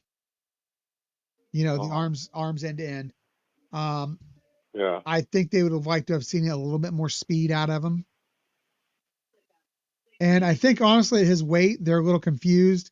Is he going to be able to play a down defensive lineman, or are they going to have to put him up as a outside linebacker? That's what I was wondering about too. I think that is what hurt Jack Sawyer. I'm telling you right now, I think Pittsburgh got one of the steals of the draft, 2 of the steals of the draft, honestly, because I think him and Will Howard both, they were both very undervalued. And I think the Steelers, by God, I'll tell you what, I was so ticked off at the Browns after what happened with their draft, the way they drafted. I literally, I cannot bring myself to root for the Steelers.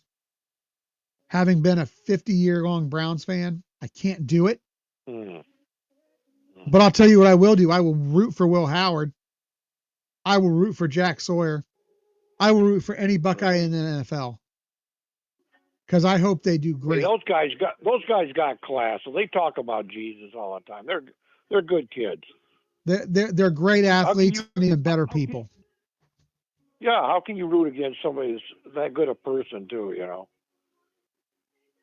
We got more in our little toes than that team up north with our honesty and not lying and cheating like they do. Yeah, I think we ought to make that our new motto. I really do. Honesty, integrity, discipline, because that's what this program is all about. And the team up north is arrogance. That's all they are.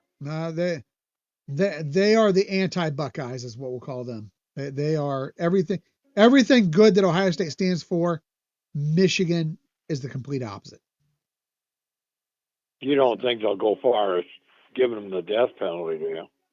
I don't know. I think that as they tie all this in, I think they're trying to build a case for lack of institutional control, which would mean a severe penalty. And then once you tie in the Matt Weiss thing after this wraps up with the cheating scandal, who knows? Who knows? I know. Yeah, if there's gambling involved, they got to do more than they're going to do. Well, if But there's gambling involved, obviously you've got the computer hacking and the violating of the privacy of all these young ladies. And you know, people who say Michigan fans, I got into an argument the other day who said, come on, it was pictures. It's a victimless crime. Hell no, it is not a victimless crime. Those women were violated in a way that no one who has not gone through that will ever know.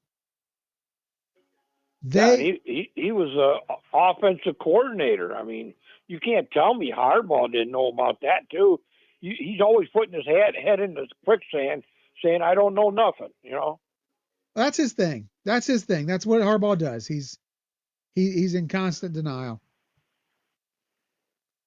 So. Well, I'll tell you, what by looking at what you've seen up to now, what would you give them?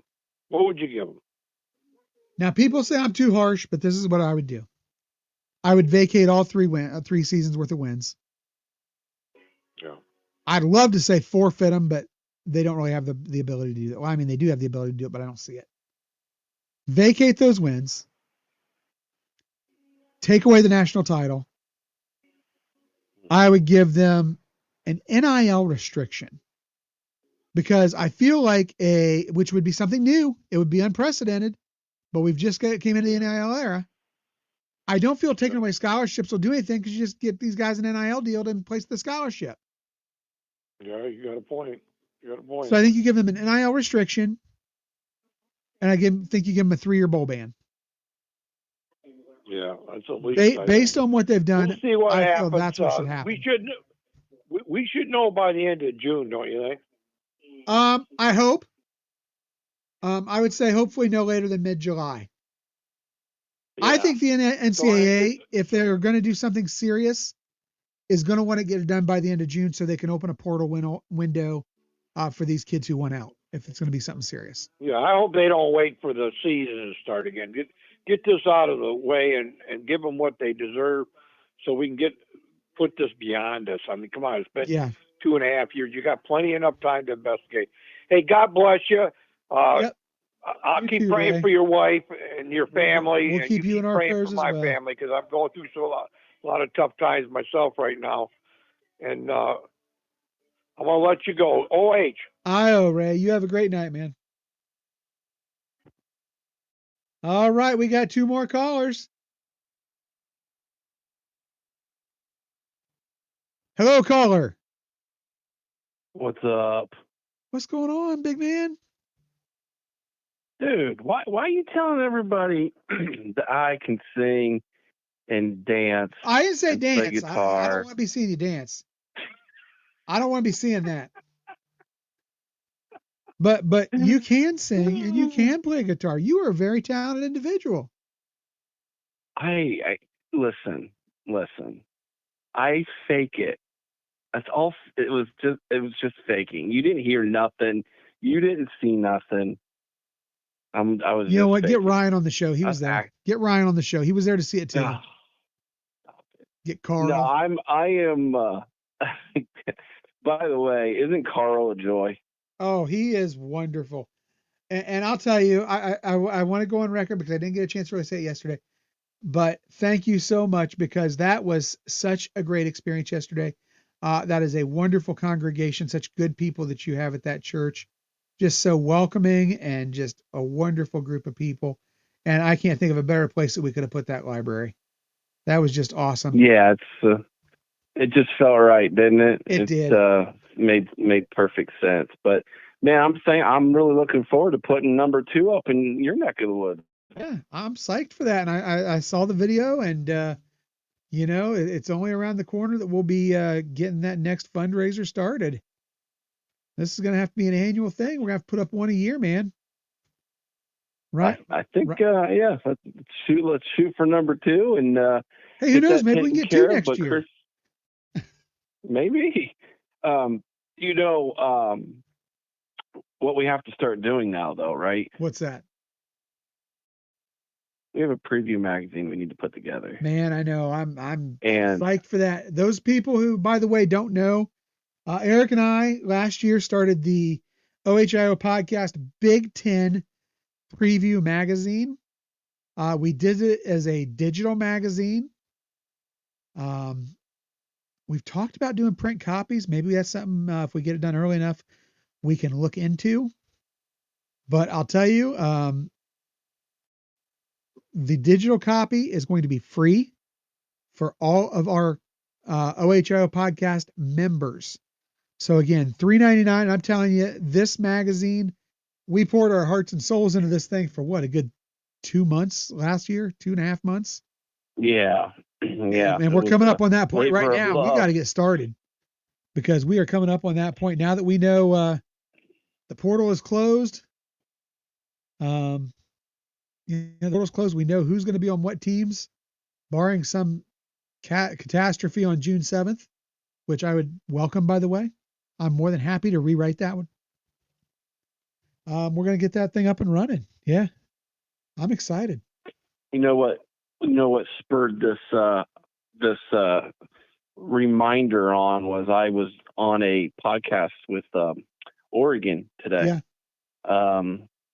So I always call it Sports Illustrated. I don't think it's Sports Illustrated. I forget what the actual publication is that it's like a Sports Illustrated, but anyways, it's one of the more popular publications that covers college sports, and their Oregon guy does Big Ten previews every single year, and he's very much into stats. He's an analyst. He's an analytical guy. Now, is he the guy He came on with us last every- year that did the stat stuff that came on with you for the preview? Yeah, it wasn't on our preview, but we were on his preview. Okay. Yes. And yeah. Anyways, long story short, it was a 2-hour and 15-minute interview. Wow. And yeah, my mind is just fried. But it's a lot of the just questioning. Who's going to be starting, why, and he really dives in the weeds of wanting to know the ins and outs and the whys. And it was very challenging tonight because last year when he interviewed me, it was closer to the kickoff of the season. I think he interviewed me late July, maybe early August. And so we had a better idea of things. And so he's asking me all these questions, and I'm saying, well, it could be this guy or that guy. And it made me realize, Chris, that we actually have more kind of like questions going into this year about positions than what we maybe had last year, which should be interesting. But it just reminded me, like, it's time to get rolling. And then I looked down, I realized it's May. And then, Chris, do you know when we start our two-a-days? I think we start on the 1st of June, don't we? It's the middle of June. We're going to have to start the second week of June. We're a month out from previewing the season. Well, daggone Big Ten, all they did was go out there and expand to 20. If they expand to 24, we're going to be doing our two-a-days starting in May. We're going to need full-time jobs just trying to do this. But anyways, I digress. It was funny, but I wanted to give a shout out to everybody tonight. Thank you for everything you've done for Chris and I in this channel. It's great to have Sean, TG, and Corey with us. And we continue to grow and expand in what we're doing. But man, I'm telling you, this has been amazing last couple of days for us personally. I've been walking on cloud nine and just looking forward to doing it again. So I wanted to call in and give you a shout out and give everybody in the chat a shout out, and everybody who has donated. And if you didn't get a chance to donate last year, no worries. You can donate this year. We're going to do it again. And if you did donate last year, we welcome it back again as well. We got a lot of work to do. The kids are our future, so we're trying to do everything we can to help them get further along. And again, just great that we had the opportunity to hook up with Ryan and Second Seven to be able to do this. I mean, this is just, I mentioned it yesterday, just a great way for us to kind of embrace that culture that Woody Hayes instilled in Ohio State so long ago of paying it forward. It's our way of kind of being able to do that. Two average schmucks off the street, who, I think back, Eric, when I first started with you, what, 5 years ago now, Mm-hmm. I couldn't even imagine where we've taken this to already. I looked at the numbers today, and we are less than 30 people from 4,000 followers on YouTube. Less than 30 now. I mean, that's great. Our Facebook page is big. Our Twitter page is getting bigger, and it's like we now have the opportunity to use this platform to really affect change, and I think that's great. One more thing. Thank you. Shout out to Lacey and shout out to Ryan Dave's Championship Beard, who we've given them some wrenches to help keeping the chat clean. Both of them have been longtime followers of this podcast and this channel. And we're getting to that point, Chris. We had to add a few more. So I'm excited about that. But, well, I'll tell you what, depending on what happens June 7th, we may have to add a few more because one way or the other, they're going to be in here. Whether they're in here celebrating or whether they're in here having a meltdown, they're going to be in here. So. Indeed. All right, man. I'll let you go. I'm going to head to bed. Good night, everybody. God bless. Have a good night. OH, brother. IO.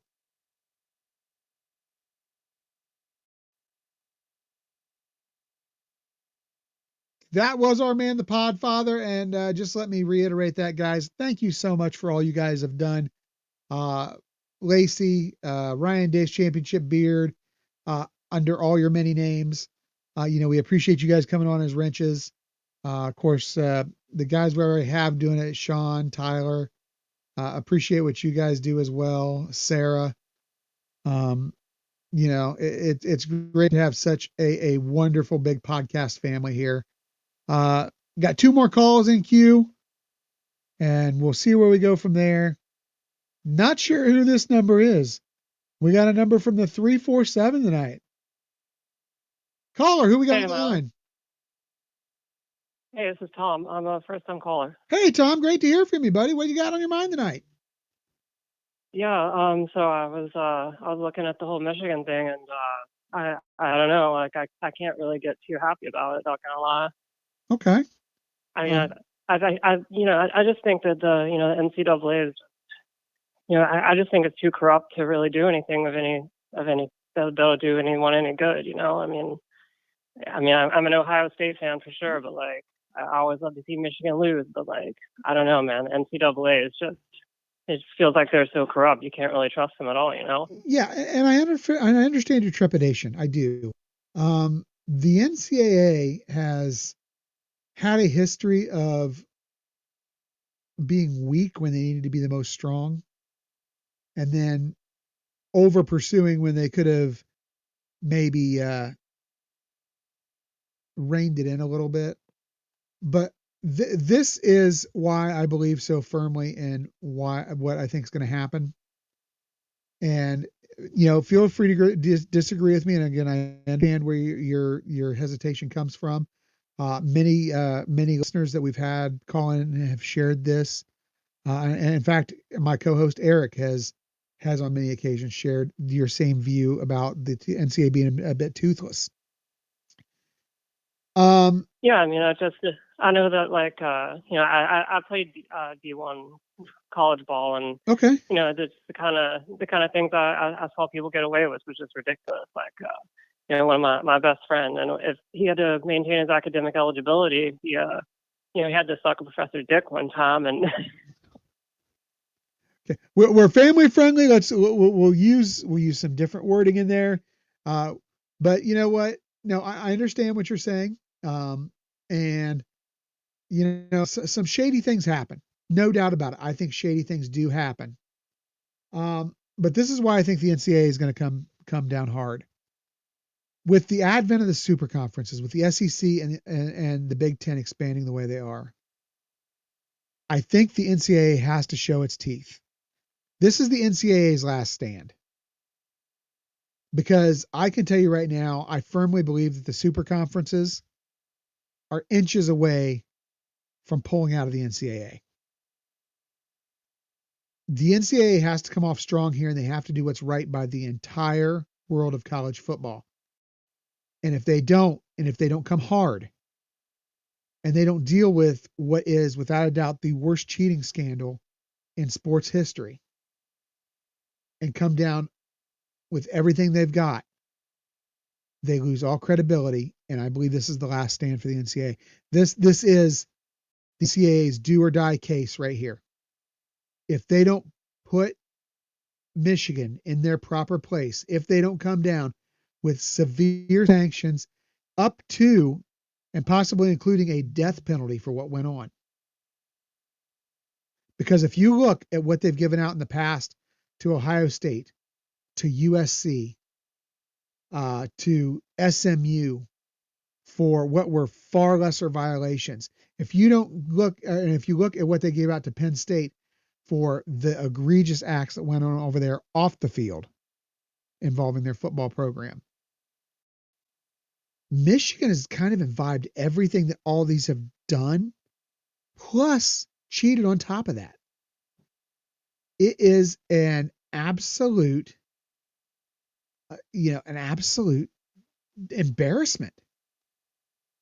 And if the NCAA doesn't do something about this, I really feel like you are seeing the last days of the NCAA, because I think your super conferences are going to pull away, and we're going to see an NFL style of college football moving forward, where you have the SEC as the AFC, the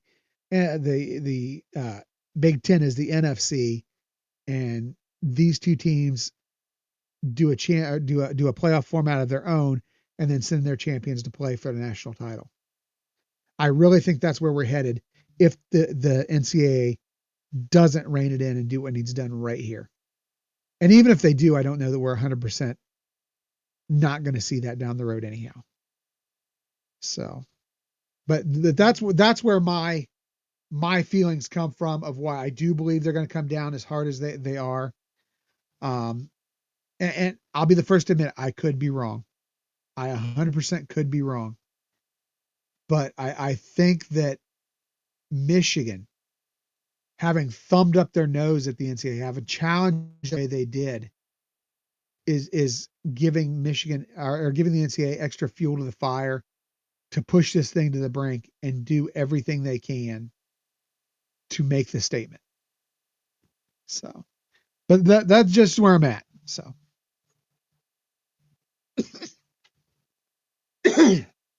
anything else?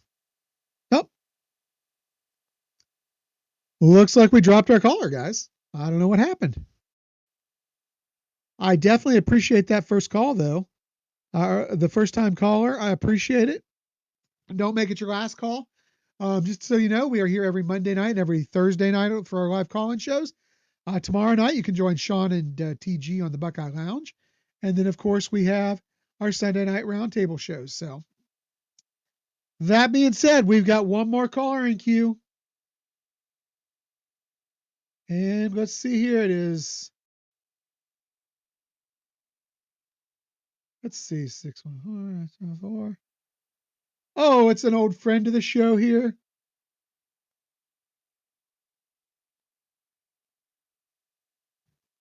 How are we doing, sir? I'm actually doing well. I'm actually calling from the 305. That's right. I'm in Miami, Florida. Oh, that's a wonderful place to be right now, I imagine, sir. Well, I'm actually in Miami for another reason, but I'm out here just hanging out, chit chatting with some folks. And actually, I'm actually in Miami meeting my girlfriend. Oh, very nice. I wanted to come on here and call to say what's up to my favorite homies, Eric, Chris, and everybody else at the OHIO podcast. Now, you thought, oh, well, Dan was going to be gone. Oh, I am gone, but I'm just giving a little courtesy call for a little PSA, public service announcement. Okay, hit it. You know what? Chris, I wanted to say thank you to Bert, for one. Thank you, Bert, for ending my YouTube career, but also the beginning of something else, and that something else is that I decided to change up my spewing to maybe some I don't know. I'll have to figure that out once I come back to the beautiful state of Ohio from this lovely, gorgeous city of Miami, Florida. And I'll tell you what, Chris, the view of the beaches. Yeah. Oh my gosh, you gotta be down here to see it. I have been actually. My ex-wife's father lived in Florida. We have been on the coast, so we have actually had the opportunity. And I've traveled to Florida multiple times. So yeah. And I've got the fan on, me right now because it's like about 92 degrees out here. Even now, it's still in the mid 80s, and I have the fan on because I'm sweating my tail off because I just went on for a little jog with the sweetheart. And I'll tell you what, it is really nice. I'll tell you that. When you can just run on the beach, swim, just have a good time. Yeah, that's awesome. I'm glad you're having a good time. Glad you're getting to enjoy life a little bit.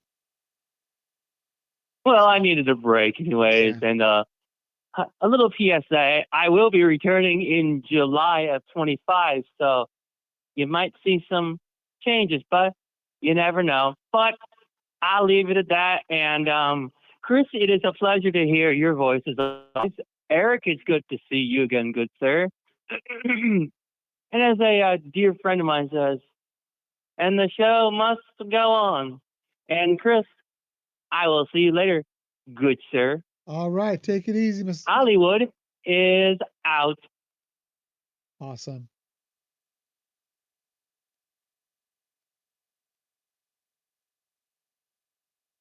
Okay. I have no words. Apparently, Dave Caden is on the beach. I'm not sure what name we're using today, but he is apparently on the beach and enjoying himself. And hey, buddy, just go ahead and I guess catch those rays at 10 o'clock at night. Yeah, Jason, you and me both, but our buddy there is nothing if not perplexing. He always gives us something to think about, I guess. Anyhow, I've got no more callers in queue, so guys, looks like that's going to do it for tonight's show. Remember to like, subscribe, ring that bell, help us get the word out across Facebook, X, YouTube, and Rumble. If you want to, $3.99 a month. That gets you a full membership to the OHIO podcast.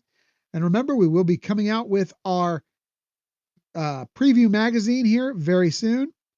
Guys, some other special news. If you go into the store on our OHIO podcast site, guys, I've done some markdowns in that store. We are blowing out a lot of merchandise in anticipation of bringing in a lot of new merchandise. We will still have some Ohio State merchandise in, but we are going to be bringing in a lot more OHIO podcast merchandise. So we got a lot of stuff in there. It's being clearanced out right now. For those of you who are members of the Pod Squad, We do have that same code for free shipping. So go in, and I'm telling you what, we're going to do something special with that money from now through, let's just say we'll do it from now through the end of the week. Any sales that I make out of the store, all profits will be donated. So it's going to be a very, very big week. I think I haven't decided where we will donate those profits, but we are going to make a donation with those profits to one of our local charities. And, I think that's just a great way to kick off a season of giving. You know what? I have decided. We're going to take, and any profits I make from the store are going to be donated towards our next library for 2nd and 7. So we'll do that through the end of this week. All right. So we're going to check out for the night. Again, don't forget to check out scarletandgame.com, ohiopodcast.com, and thecollegehuddle.com to get all of the latest football news from around college football. Until next time, Wildman saying, OH, go Bucks.